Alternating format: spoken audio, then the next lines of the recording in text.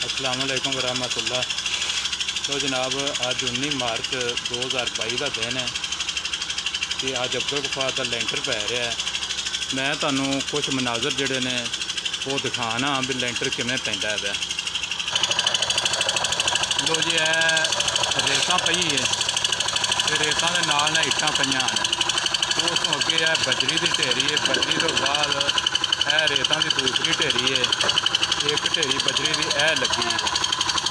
ये सड़क के मने मने इस वास्ते लाइया जगह थोड़ी। ये तकरीबन बजरी जी है ये 8 सैकड़े के करीब है। यह मशीन लगी है तो लेबर जी ने वो काम कर रही है। तो यह घर वाला रस्ता जोड़ा ना यूज किया जा रहा है। कुछ लोग जोड़े ने वो इतों तांगे भर के तो वो सामने जोड़े लोग खड़े ने उन्होंने चुकवा देंगे ने तो अगे वो लैके जाते हैं। इस तो इलावा जोड़ा साढ़े को इतने इन्होंने वास्ते खाना जोड़ा ना मालिक अल्लाह साहब पका रहे हैं। वो भी तुहानू दिखाना कि वो कितने पका रहे हैं।